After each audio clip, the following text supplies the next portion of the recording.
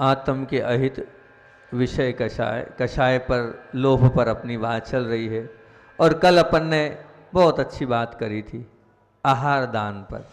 आहार दान की कल अपन ने चर्चा करी थी और कल के मुख्य बिंदुओं में हमने एक बिंदु दिया था कि लोभ का सर्वलोभ होता है तो आहार दान से ही होता है। क्योंकि आप के पास बड़े बाबा के लिए कोई जाएगा तो आप इतनी जल्दी सब कुछ निछावर करने के लिए तैयार नहीं होगे, लेकिन आहार दान के लिए आपकी प्रवृत्ति ऐसी होती है सब चल जाए साधु को। दूसरी बात हमने करी थी कि मनुष्य का सच्चा जन्म तो धर्म श्रद्धान से ही प्रारंभ होता है। जब मनुष्य के जीवन में देव शास्त्र गुरु के प्रति अगाढ़ श्रद्धा अंतरंग परिणामों से आती है तभी उसका जन्म होता है। उसके पूर्व तो उसका जीवन पशु तुल्य होता है। और तीसरी बात बोली थी, आप विचार करना आप बासी खा रहे हैं कि ताज़ा खा रहे हैं। अगर आप अपने जीवन में दान को दे रहे हैं तो ये मान के चलना आप ताज़ा खा रहे हैं, अन्यथा बासी ही खा रहे हैं। विचार करना आपने कितना दान दिया। कल यहाँ तक की बात थी और मैंने कल आपसे कहा था, समय हो गया था, महाभारत का एक बहुत अच्छा कथानक जो हमने पहले सुना था किसी के माध्यम से, स्कूल में जब पढ़ते थे तब वो कथानक सुना था, वो याद आ गया था तो कल वो सुनाना था, आज सुना देते हैं। वो महाभारत का कथानक है जिसमें एक आदर्श दान की बात पढ़ी थी उस स्कूल की अवस्था में हमने। तो युद्ध हुआ और युद्ध तो आप जानते हैं वो युद्ध हुआ था और उस युद्ध के संग्राम में वो कितने दिन तक चला था पता है? 18 दिन तक महायुद्ध चला। हजारों लाशें भिज गई, खून की नदियां बह गई। अंतोगतवा हुआ ये कि दुर्योधन को हारनी पड़ी और पांडवों की जीत हुई और कौरव हार गए। पांडवों की जीत की खुशी और एक अभिमान भी था और इस खुशी के और अभिमान के होश और जोशवश उन्होंने क्या किया, उन्होंने सोचा कि क्यों ना सभी को सामूहिक भोज के लिए बुलाया जाए। और सभी जितने ब्राह्मण थे पहले उन्होंने कहा एक यज्ञ कराया जाए और यज्ञ के बाद जितने ब्राह्मण हैं, जितने सात्विक व्यक्ति हैं, जितने उच्च महान व्यक्तित्व हैं, सबको उन्होंने उस अपने निमंत्रण पर आहार के लिए बुलाया और सभी लोग बड़ी खुशी खुशी युधिष्ठिर के बुलावे पे आमंत्रण पर वहाँ पर आहार के लिए भोजन के लिए पहुँचे। सभी लोग भोजन कर रहे थे। वहीं पर युधिष्ठिर खड़े होकर कुछ लोगों से वार्ता कर रहा था, कैसा है क्या है, अपने राज्य की बातें चर्चाएं चल रही थी। और उसी बीच देखता है एक गिलहरी थी, एक नेवला, कहने उसको नेवला था। वो नेवला बार बार जहाँ पर भोजन हो रहा था, जहाँ पर झूठन पड़ी थी, उस झूठन में बार बार अपने आप को घुमा रहा था, बार बार करवट ले रहा था, बार बार कूद रहा था। एक बार हो, दो बार हो, बार बार देखते हैं वो आता है। एक बार की जब पंगत होती है तो एक बार की पंगत के बाद जब भोजन करने में जो झूठन रहता है वो झूठन में आता था और कर पलटता था। 2-3 बार निगाह पड़ गई कि ऐसा हो रहा है तो युधिष्ठिर से रहा नहीं गया। युधिष्ठिर ने पूछ ही लिया, क्यों भाई क्या बात है, आप आते हो, खाते पीते हो तो कुछ हो नहीं और करवट बदलते हो, कभी आगे होते हो कभी पीछे होते हो और ये शरीर भी आपका कुछ अलग टाइप का हैगा, अन्य गिलहरियों अन्य नेवलों से आपका शरीर अलग हैगा। जब ये बात सुनी तो नेवले ने कहा, महाराज बड़ी विकट कथा है इसकी, फिर भी आप सुनने की इच्छा रखते हैं तो मैं बताता हूँ। एक बार की बात है, एक गरीब ब्राह्मण था। वो ब्राह्मण पत्नी बेटा बहू के साथ वहाँ पर बैठा हुआ था और बहुत गरीब था। गरीब भी इतना था कि वो जंगलों से या कहना चाहिए कि खेत से अपने आहार के दानों को इकट्ठा करता था और इकट्ठे जब आहार के दाने होते थे बिन कर और फिर उसके बाद वो भोजन कर पाता था। ऐसी गरीब स्थिति थी। 3 दिन से भूखा था पूरा परिवार और 3 दिन के बाद बड़ी मुश्किल से अन्न को बीन कर इकट्ठा किया गया तो 8 रोटी बन पाई। कितनी रोटी? 8 रोटी। 8 रोटी बनी और 4 प्राणी थे। अब 8 रोटी में 4 प्राणी में कितनी कितनी बटेगी आप ही बता दो। 2-2 बांट ली, 2 माता के पास, 2 पिता के पास, 2 बेटे के पास और 2 बहू के पास, पुत्र वधू के पास। अब 8 रोटी थी और 3 दिन से भूखी स्थिति थी। 3 दिन से क्या भोजन नहीं किया था, बनाकर रखी ही थी। और योग संयोग की बात है कि उसी बीच एक ऐसा व्यक्ति आया, वो वहाँ पर रोने लगा, मैं 7 दिन से भूखा हूँ।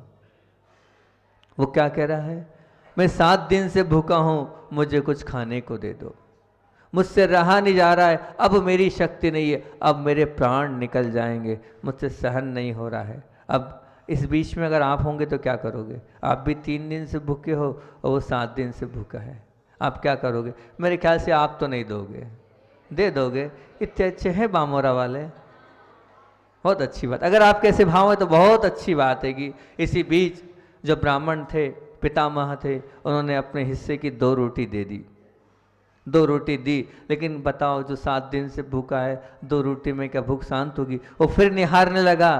तो अब ब्राह्मण की जो धर्म पत्नी थी, उसने सोचा जब मेरे पति भूखे रह सकते हैं तो मैं तो पतिव्रता धर्म वाली हूँ, मुझे भी भूखा रहने में कोई ऐतराज़ नहीं। उसने भी अपने हिस्से की 2 रोटी दे दी।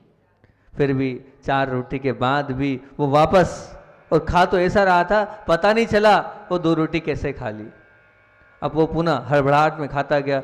वो फिर देखने लगा। अब वो देखता है तो जो बेटा बोलता है, मेरे वृद्ध माता पिता भूखे रहे और मैं खाऊं, ये नहीं हो सकता। वो अभी भी देख रहा है, वो अभी भी निगाह मार रहा है कि मुझे ये भी मिल जाए। उसने अपने हिस्से की 2 रोटी बेटे ने भी दे दी।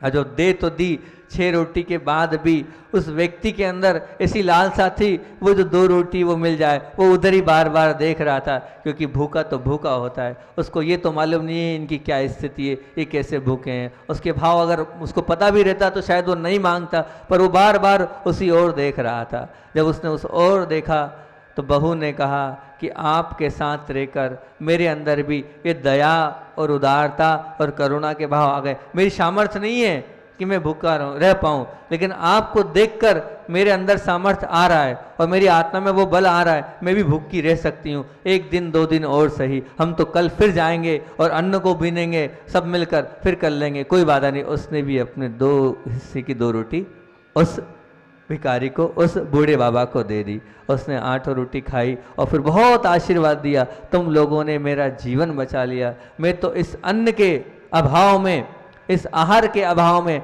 आज नहीं तो कल मेरे प्राण तो चले ही जाते। आपने एक प्राण बचाए। और उन चारों को ऐसा लगा कि वो जो आशीर्वाद था, उस आशीर्वाद के कारण उनकी पूरी भूख शांत हो गई। उनने सोचा हमने बहुत बड़ा काम किया, किसी का जीवन बच गया, हम तो और कल कर लेंगे, परसों कर लेंगे, 3 दिन हम। और फिर विचार क्या किया, हम तो 3 दिन से भूखे थे, वो तो 7 दिन से भूखा था, तो हमसे ज़्यादा अधिकार तो उसका होता है जो ज़्यादा तकलीफ में हो, ज़्यादा कष्ट में हो। उसको हमारा कर्तव्य है कि हम उसे दें।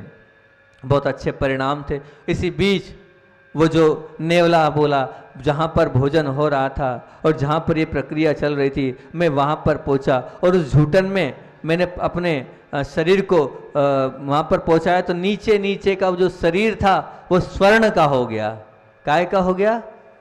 स्वर्ण का शरीर हो गया। देखो कितना प्रभाव था। वहाँ का पूरा वातावरण उस दान के माध्यम से ऐसा बन गया कि वहाँ जो जा रहा था सबको सब कुछ मिल रहा था। भले वो चारों तेला करे हुए थे, लेकिन वो नेवला बोला ये क्या स्थिति हुई। उसको समझते देर नहीं लगी कि यहाँ सच्चा दान हुआ है, यहाँ निर्भिमान पूर्वक दान हुआ है। इस दान के परिणाम स्वरूप मेरा ये जो शरीर है, ये शरीर जहाँ टच हुआ झूठन, जो बचा हुआ हिस्सा जो गिरा हुआ था, उसके हड़बड़ाहट में खाते खाते जो टुकड़ा गिरा था, वो टुकड़ा भी इतना पवित्र है कि उसके टच करने से मेरा नीचे का पूरा शरीर स्वर्णमय हो गया।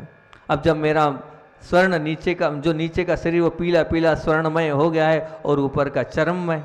अब मैं बहुत दिनों से विचार कर रहा था कि कहीं कोई ऐसा स्थान हो जहाँ पर भोजन कराया जाए तो मैं वहाँ जाऊँ, और वहाँ जाने के बाद अब ये आधा शरीर चर्ममय उसको भी स्वर्णमय कर लूँ। कम से कम वो स्वर्णमय हो जाएगा तो दिखने में अच्छा तो लगूंगा। मैं तो अभी अद्भुत लगता हूँ, अलग सा लगता हूँ, मुझे तो जाति से लोग अलग देखते हैं। इस अपेक्षा से यहाँ रजन आया था, लेकिन मैं तो सुबह से परेशान हूँ। इतनी पंगत लोग खा खा के चले गए, इतने हजारों लोग चले गए, वहाँ तो सिर्फ एक व्यक्ति ने आहार किया था और मैं स्वर्णमय हो गया था, और यहाँ तो आपने हजारों लोगों को भोजन करा दिया, उसके बाद भी मेरा शरीर तो वैसा का वैसा ही है। बताओ क्या था उसका कारण? वहाँ था अभिमान। वहाँ क्या था? युधिष्ठिर के पास था अभिमान, मैंने युद्ध जीता है, इस युद्ध के खुशी में यहाँ पर भोजन परसा जा रहा है, यहाँ भोजन कराया जा रहा है। वहाँ अभिमान नहीं था। वहाँ तो क्या थी? वहाँ तो एक बात अपने हृदय में अमिट लिख लेना। क्या लिख लेना? सत्य और श्रद्धा से, सत्य और श्रद्धा से और निर्भिमान पूर्वक दिया हुआ सत्पात्र दान ही स्व और पर का कल्याण करने वाला होता है। सत्य और श्रद्धा से निर्भिमान पूर्वक दिया हुआ वह सत्पात्र का दान ही स्व और पर का हितकारी होता है। वो वही दान हितकारी होगा जिसमें क्या नहीं हो? अभिमान नहीं हो, जिसमें किसी प्रकार का भी अपने आप अपने लिए इस प्रकार का प्रोत्साहन नहीं हो जिसमें हम मैंने किया है और इस प्रशंसा में किया है। आज बड़ी विडंबना है। अभी कुछ दिनों पहले जब हम संघ में थे तो सुना तो सही, हमें लगा झूठी होगी, लेकिन पता किया नहीं बात सत्य है। बोले अभी अभी एक शादी हुई है, उस शादी का खर्चा है 25 करोड़ रुपया। 25 करोड़ रुपया? हाँ महाराज जी, 25 करोड़ रुपया व्यय किया है। मैंने भाई कहाँ लगा, क्या किया ऐसे पैसे का? 25 करोड़ का ऐसे कहते हैं भैया, बहुत होता है 25 करोड़। आपके यहाँ 3 मंदिर में 2 मंदिर तो बनी जाएंगे इतने बड़े बड़े 25 करोड़ में। तो बोले महाराज जी यही तो पैसे का बहुमान अभिमान है। बोले शादी भारत से नहीं हुई, शादी विदेश से हुई। बोले विदेश से हुई तो स्पेशल फ्लाइट्स गई, फ्लाइट्स में जाने का करोड़ों का खर्चा था, वहाँ की होटलों का जो खर्चा था वो करोड़ों का था, वहाँ का भोजन का खर्चा था वो करोड़ों का था, और गिफ्ट में भी महाराज जी सोने के हार, सोने के मुकुट, सोने की वस्तुएं दी गई है। ऐसे करके और साथ साथ में जहाँ शादी हुई बहुत सोना दिया गया, लगभग 25 करोड़ों का पूरा खर्चा हुआ। मैंने कहा क्या हो रहा है ये? इसमें क्या है? इसमें सिर्फ एक अभिमान है। इसमें क्या है? सिर्फ एक अभिमान है। दिया तो जा रहा है लेकिन अनर्थ दिया जा रहा है। विचार करो हमारे आगम ग्रंथों में क्या लिखा है। हमारे आगम आदि पुराण को उठा के देखें आप, हालांकि पूज्य सुधा सागर जी महाराज जी तो उसका सपोर्ट करते हैं, हम भी पूरा सपोर्ट करते हैं। एक हमने उसकी फोटो कॉपी रख रखी उस आदि पुराण की। आदि पुराण में तो लिखा है चक्रवर्ती विवाह। चक्रवर्ती विवाह क्या होता है? वो चक्रवर्ती विवाह ये है कि प्रभु के सामने परिक्रमा ली जाती है, प्रभु के सामने फेरे लिए जाते हैं। वहाँ पर देव शास्त्र गुरु नहीं मिल रहे हैं तो कोई बात नहीं, वहाँ जिनवाणी और प्रभु दोनों मिल रहे हैं, उन दोनों के सामने परिक्रमा की जाती है। और अगर सामर्थ्य उस जोड़े में वर वधु में है तो वो उस दिन उपास करे। उपास नहीं कर सकता है एकासन करे, एकासन नहीं कर सकता है तो शुद्ध भोजन करे, और वो भी 2 बार करे, और उस प्रक्रिया से पूरा करे। पूरा करने के बाद क्या करना है? घर नहीं जाना है। बोले आपको कहाँ जाना है? एक सिद्ध क्षेत्र के दर्शन करने जाना है, और 7 दिन का नहीं हो सके तो 3 दिन का ब्रह्मचर्य रखना है, और अतिशय क्षेत्रों के दर्शन करने जाना है, और फिर गुरुओं के दर्शन करने जाना है, और सबसे पहले सद्गुरुओं को आहार दान देना है। ये परंपरा हमारे यहाँ आदि पुराण में लिखी हुई है, वो परंपरा तो समाप्त हो गई, और अब तो क्या परंपरा आ रही है? सोचो वो का परंपरा क्या है जिसके आधार में, लिख लो इस बात को, कि जिसके आधार में पाप है उसका पुण्य की धरातल पर प्रवेश कैसे मिल सकता है? आप चाह रहे हो कि हमारा ये श्रावक धर्म पले और हम पुण्य की भूमि पे चढ़े? नहीं, अरे जिसके आधार में ही पाप है वो पुण्य के धरातल पर कैसे प्रवेश कर सकता? मिल ही नहीं सकता। अगर आप मुझसे पूछो कि महाराज जी विवाह कैसे करना चाहिए, वो विवाह करना चाहिए और आप चाहते हो कि नहीं 3 दिन 5 दिन 7 दिन का विवाह हो, बहुत बहुत अच्छे से विवाह करो। कैसे करें? बढ़िया ठाठ से आप तीर्थ क्षेत्र पर जाओ और सिद्ध चक्र विधान करो।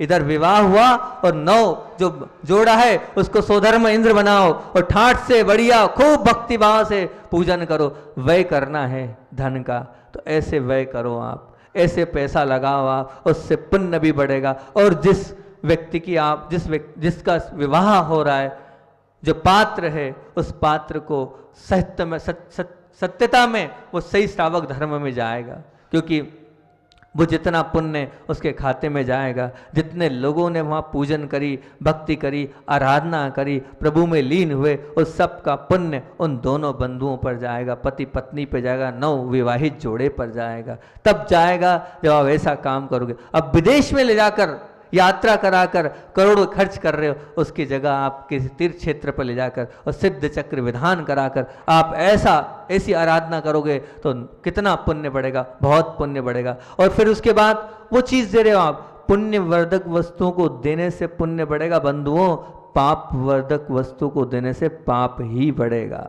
लिख लेना इस बात को भी कि पुण्यवर्धक वस्तुओं को अगर आप दोगे तो उससे पुण्य बढ़ेगा, और पाप वर्धक वस्तु को आप भेंट में दोगे तो उसका क्या नतीजा है? उसका नतीजा तो पाप ही निकलेगा। आपको क्या देना चाहिए? है आपके पास धन, सदुपयोग, आपको प्रसन्नता है ना कि हाँ हमारे बालक का विवाह हुआ है, कुछ गिफ्ट भी करना है, तो क्या करो? हम तो कहते हैं चांदी के बर्तन गिफ्ट करो, जिससे सामने वाला, और नियम दो कि आपको दे तो रहे हैं, ये भव्य बर्तन दे रहे हैं, इससे पूजन करना। आप दो शांति धारा के लिए कि ये शांति धारा है, ये कलश है, अपने घर से ले जाना, द्रव्य सामग्री तैयार करके ले जाना, इससे अभिषेक करना। स्वर्ण कह दो ना, खूब ठाठ से दो, उससे पुण्य बढ़ेगा। माला दो, रत्नों की माला दो, चांदी की माला दो, इससे कम से कम आप माला फेरना, इससे धर्म ध्यान करना। शास्त्रों का भेंट करो, अरे इतने अपार शास्त्र हैं, उन शास्त्रों में से ऐसा लगे कि हाँ ये शास्त्र है जिससे जीवन बदल सकता, उन शास्त्रों का भेंट दो। रहल दो, ऐसी चीजें भेंट दो जो पुण्य को बढ़ाने वाली हो, तब तो उन नवविवाहिता जोनों हैं उनका जीवन में पुण्य इकट्ठा होगा। आप तो पाप बढ़ाने वाली वस्तुओं को दान दे रहे हो, तो उससे तो पाप ही बढ़ेगा। यहाँ पर बैठे जितने लोग हैं या जो मेरी बात को सुन रहे हैं, उन सब से यही कहूँगा कि विवाह में ऐसी कोई वस्तु मत दान करना, ऐसी कोई वस्तु गिफ्ट मत करना, ऐसी कोई वस्तु मत देना जिसके माध्यम से पाप बढ़ता हो। पाप बढ़ाने वाली वस्तुओं से जीवन में हमारा अंधकार ही अंधकार है। और तो और भोजन में नाना प्रकार के व्यंजन, ये आपके अभिमान को पुष्ट कर रहे हैं, अभिमान रूपी पाप को सजाने वाले हैं, संवारने वाले हैं, संवर्धन करने वाले हैं। नतीजा क्या होगा उसका नतीजा तो यही होगा, पाप रूपी खाई का आमंत्रण दे रहे हैं आप। ध्यान रख लेना, भोजन में जो नाना प्रकार के व्यंजन क्या कर रहे हैं? अभिमान रूपी पाप को सजाने वाले हैं, संवारने वाले हैं, और क्या संवर्धन करने वाले हैं। नतीजा पाप रूपी खाई का आमंत्रण ही है। आप पाप रूपी खाई में स्वयं आमंत्रण दे रहे हैं। जो आप भोजन सामग्री दे रहे हैं, सैकड़ों प्रकार के मिष्ठान दे रहे हैं, उसमें क्या है बताओ? बस मेरा नाम हो जाए, इसके अलावा क्या है? अरे नाम के खातिर आप इतने प्रकार के व्यंजन बनाकर आप सामने वाले को परोस रहे हो, कोई भी उसका हेतु नहीं है, कोई भी उसका मतलब नहीं है। आप चाहे कितना ही अच्छा खिला देना, बाद में सामने वाला यही कहेगा ये चीज़ अच्छी नहीं थी, वो चीज़ अच्छी नहीं थी। क्या रह गया आपका? भैया अभिमान के चक्कर में ये जो खर्चा आप कर रहे हो, ये भी एक प्रकार का, ये मान के चलना, पाप कर्म को बढ़ाने वाला है। हम तो कहते हैं दाता ऐसा हो कि देने वाला, जैसे एक प्रसंग याद आ रहा है, उसको बताता हूँ मैं, समय तो है अभी अपने पास। एक प्रसंग याद आ रहा है, उसको मैं बताता हूँ। वो ऐसा प्रसंग है, साधु का नाम ना लेके ब्रह्मचारी जी का नाम ले दूंगा, लेकिन बहुत अच्छा प्रसंग है। आप अपना प्रकरण आहार दान का चल रहा है, उस आहार दान के प्रकरण में वो प्रकरण बहुत अच्छा है। एक साधु के भाव थे कि दीक्षा दिवस आ रहा है, और दीक्षा दिवस आचार्य भगवंत बोलते हैं कि दीक्षा दिवस तो वो होता है जो स्वयं अपने आप में मनाया जाए। मंच से प्रवचन करने का नाम दीक्षा दिवस नहीं है। हमारे पूज्य योग सागर जी महाराज जी दीक्षा दिवस पे कभी भी मंच पे नहीं आते हैं, ध्यान में बैठते हैं। तो वो परंपरा चली, और उनको देखकर एक साधु के भी भाव बने कि क्यों ना दीक्षा दिवस मंच पे ना जब बनाकर हम ध्यान करके बनाएं, और ध्यान भी ऐसे करें कि दीक्षा हुई थी छठ की, और वो अष्टमी को उपास करते थे। उनके भाव थे कि अपन लंबा उपास करें और ध्यान में बैठे। अब सबके बीच में आचार्य भगवान से उन महाराज जी ने उपास ले लिया, पर पहले उपास के पहले जिस श्रावक के आहार करे उनकी तो मैं चर्चा बताऊं पहले कि कहाँ वो आहार करने गए। उन्होंने कहा मैं किस श्रावक के आहार करने जाऊं?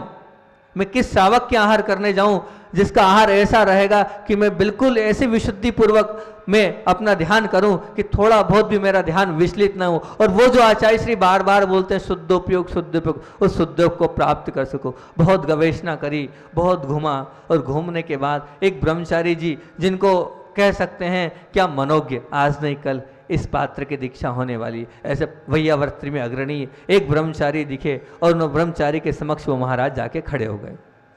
वो महाराज खड़े हुए और पूरे आहार में उन महाराज ने एक ही भावना भाई कि भैया ये एक एक अन्न ले रहा हूँ, बस मेरा बहुत अच्छे से ध्यान हो, मेरा बहुत अच्छे से ध्यान हो, मेरा बहुत अच्छे से ध्यान हो, मुझे कोई अपेक्षा नहीं है, मेरा पूरा समय शुद्ध उपयोग की भूमिका में निकले। इस भाव से उन साधु ने भी आहार लिए, और जो ब्रह्मचारी जी थे वो भी बिरले ही थे, उनने भी आहार इसी अपेक्षा से दिया कि मैं एक एक ग्रास दे रहा हूँ, ये ग्रास ऐसी विशुद्धि बढ़ाए कि महाराज जी भी उस शुद्ध उपयोग की उन लब्ध स्थानों को प्राप्त करें। और बोले, जब उनसे पूछा था ब्रह्मचारी से महाराज जी ने, तो उनने ये कहा कि महाराज जी हमने आज पूरा आहार पूरा पाठ करते हुए किया है, आज पूरे पाठ किए हमने, भक्तामर का याद है हमने वो भी किया, नमोकार मंत्र का पूरा समय पाठ चलता रहा, 12 भावना का पाठ चलता रहा, और उन्होंने स्वयं कहा कि महाराज जी आज हमें बहुत विशुद्धि बढ़ी आपको आहार दान देने में, और बहुत बनाने में भी बहुत विशुद्धि बढ़ी, और आपको देने में भी बहुत विशुद्धि बढ़ी। महाराज बड़े प्रसन्न, निमित्त अच्छा मिल रहा है, कुछ अच्छा होना है। और गुरु चरणों में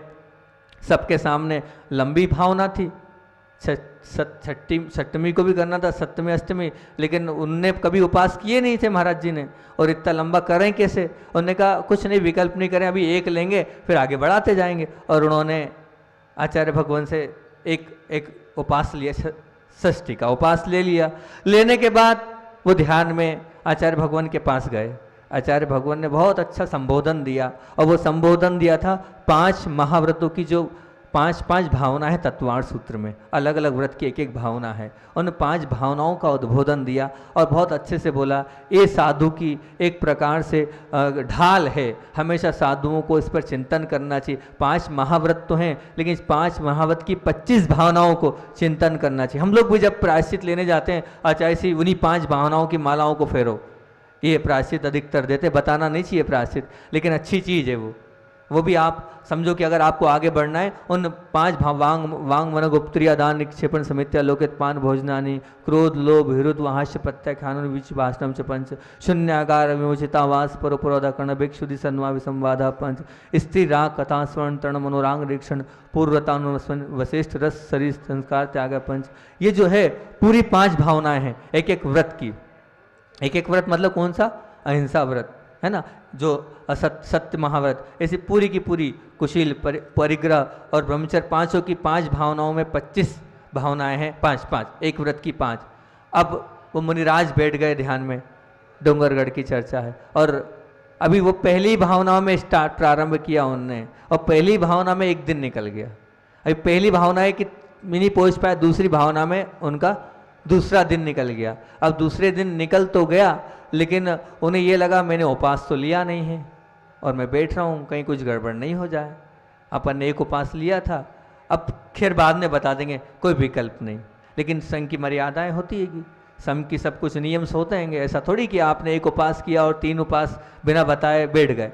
अब हुआ ये कि जैसे किसी ने आचार्य श्री से कहा कि एक महाराज जी हैं, वो बैठे हैं ध्यान में, तो आचार्य श्री ने प्रसाद सागर का ये क्या हो रहा है, बताया गया था एक उपास का, आज दूसरा हो गया, और सुनने में आ रहा है तीसरा उपास भी करा जा रहा है, आहार पे नहीं उठा रहा है, ये सब ठीक नहीं है। और आचार्य श्री का तो उस दिन उपास था, अष्टमी थी। अब वो बात प्रसाद सागर जी को पता चली, तो धीरे से वो आए और महाराज जी ध्यान में बैठे थे, और महाराज जी की तो मानसिकता थी कि 72 घंटे बैठना है, यानी बैठना है, पूरे भावों के साथ वो बैठे थे। अब प्रसाद सागर जी बोले भैया समझ लो तुम, आचार्य भगवान ने इतना का ये क्या है, एक उपास के बाद ठीक नहीं है, अपने ऐसा थोड़ी होता है, बिना बताए थोड़ी किया जाता है ऐसा तेला, आप समझ लो। अब वो महाराज घबरा गए, करें तो करें क्या। अब दीक्षा ही हुई थी उस वक्त, नए नए महाराज थे वो, क्या करा जाए क्या करा जाए क्या करा जाए, बहुत सोचा उनने सोचा कायसर तो 72 घंटे का है, अब पूरा 9:30-10 तो बज चुकी है, अगले दिन सुबह उठना है हमें, 72 घंटे हो जाएंगे। फिर बहुत विचार के बाद एक साधु फिर आए उनके पास, आगम सागर जी पहुंच गए। आगम सागर जी के वो बहुत प्रिय थे साधु, तो पहुंच गए उनके पास समझाने के लिए। आगम सागर जी का देखो भैया गड़बड़ नहीं करो, अभी अभी ऐसा पता चला है, आप समझ लो कुछ गड़बड़ नहीं हो जाए। तो अब उन्होंने कहा ठीक है। अब सब साधु तो आहार पे निकल गए, वो महाराज जी उठे और उनको लगा कि कहीं ऐसा नहीं हो, सही में मन मार कर, इच्छा तो थी लेकिन मन मार, और अच्छा ऐसा लग रहा था अभी 5 भावनाएं पूरी नहीं हुई थी आचार्य श्री की, अभी तीसरी भावना पे ही चिंतन चल रहा था, इतना गहराई से वो उतरते जा रहा था, गुरु जी की एक एक लाइन वो उतरती जा रही थी। अब विचार करके वहाँ पहुँचे वैसे ही वो दृश्य भी देखा था हमने, तो बता रहे हैं आपको। वहाँ जैसे ही पहुँचने पूरा खाली तो था ही, अच्छा जी बाहर बैठे थे, समय हो रहा है लेकिन बाहर बैठे थे, और बाहर बैठे थे तो कोई भी नहीं था, सब साधु आहार पे निकल चुके थे। अब वो साधु वहाँ पहुँचने के बाद पीछे से एक व्यक्ति उनको देख रहा था, आचार्य श्री के पास पहुँचे, आचार्य श्री ने देखा तक नहीं, उन्हें नमोस्तु किया, नमोस्तु का कोई जवाब नहीं। उन्होंने कहा आचार्य श्री गलती हो गई, क्षमा चाहते हैं। वो बिना पूछे हम अभी आहार पे उठ रहे हैं, हम कोई जवाब नहीं। जब वो आंख बंद किए तो जो पीछे एक व्यक्ति पीछे से देख रहा था, क्योंकि संग कोई था तो है नहीं, और वो जैसे ही बैठे और आचार्य श्री बड़े मुस्कुराते हुए देख रहे थे, उनको मुस्कुरा रहे थे और देख रहे थे। तो फिर उसके बाद जैसे ही उन महाराज ने आंख खोली और भक्ति पढ़ ले, फिर वापस नीचे मुंडी और गंभीरता से फिर बिल्कुल एकदम। अब वो जो साधु था वो तो घबरा गया, आज तक ऐसा देखा नहीं गुरु जी का रूप। जब गए, जब प्रसन्नता से आशीर्वाद, अब उनको तो विकल्प क्या हो क्या नहीं हो, किस प्रकार का हो। अब वो उनको ऐसा लग रहा था अपन ने तो गलती कर दी है, बिना आज्ञा बैठ गए, अब क्या पता क्या होगा, प्रायश्चित लेना पड़ेगा। तो फिर आचार्य श्री प्रायश्चित, अभी कुछ नहीं, चलो आहार करो। आचार्य श्री ने और ऐसा बोल दिया, अभी आहार पे जाओ, तेज आवाज में बोल दिया। इतने में तो और घबराहट। फिर जैसे तैसे बाहर आए, बाहर आने के बाद वो जो व्यक्ति था वो व्यक्ति मिला उन्हें, और उन्होंने उनसे कहा, बोले महाराज जी एक बात समझ में नहीं आई, जब आप आंख बंद करके 3 बार कायसर करते थे तो गुरु जी बहुत मुस्कुराते थे, और जैसे ही आप आंख खोलते थे गुरु जी नीचे मुंह करके एकदम मुंह बना लेते थे। हमने कहा लगता है कुछ नहीं, वो गुरु जी को हम थोड़ा निर्विकल्प, हमने मतलब जो साधु थे वो निर्विकल्प हो गए, जो महाराज जी थे वो निर्विकल्प हो गए।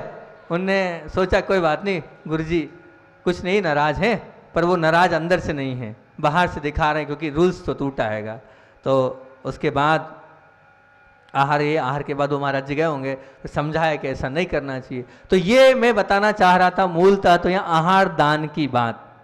आहार दान की क्या बात थी यहाँ पर, कि उस श्रावक ने कितने भक्ति भाव से आहार कराए कि बिल्कुल उठने की इच्छा नहीं हो रही है। सोचो आप, उठने की इच्छा नहीं हो रही है, आसन तक नहीं बदला जा रहा, और वहीं एक आसन में बैठे हैं। ऐसे आहार आपको विशुद्धि पूर्वक कराना चाहिए कि हम ऐसे आहार कराएं उस साधु के। आज उसके बाद आज तक कभी हमने भी बहुत बार ध्यान किया है, लेकिन बहुत कम ऐसा होता है हम जिस चौके में गए उस चौके में हमारी स्वयं की भी विशुद्धि बढ़े, हमारी स्वयं कभी कभी आहार लेते लेते विशुद्धि बढ़ती हैगी। तो ऐसा लगता है बस किसी को मत देखो, आहार लेते रहो, कोई कुछ नहीं, वो बड़ा वो, और उसके बाद दिन भर बहुत अच्छा कटता है। तो इसका तात्पर्य ये होता है कि सामने वाले की विशुद्धि बहुत है, उसने बहुत विशुद्धि से आहार बनाया भी है, और कराते वक्त भी बहुत विशुद्धि है इसकी। बहुत बार होता है, लोग बोलते हैं महाराज जी आप एकदम गंभीर हो गए, कुछ बोल नहीं रहे हो, मैं क्या करूं। यहाँ का माहौल ही ऐसा आएगा कि मैं अपने आप अंदर चले जा रहा हूँ, और दिन भर भी मैं अपने आप में जा रहा हूँ। तो वो श्रावक का पुण्य था, उस श्रावक की विशुद्धि थी। और कहते हैं ना,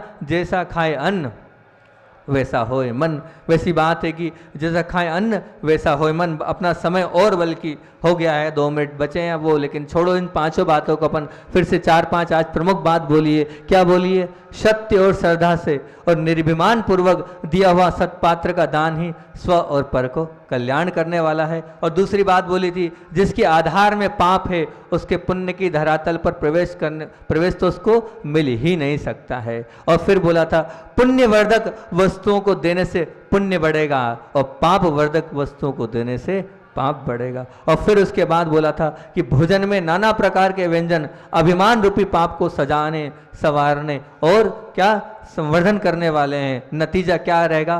पाप रूपी खाई। और एक और अंत में बात बोल देता हूं, इस पूरे जो अभी हाल आपको बताया आचार्य श्री का संस्मरण, कि दाता के भावों से ही अन्न भी क्या बनता है? अमृत बन जाता है। और शुद्धि और विशुद्धि को कराने में वो अहम भूमिका निभाता है। क्या? दाता का दान।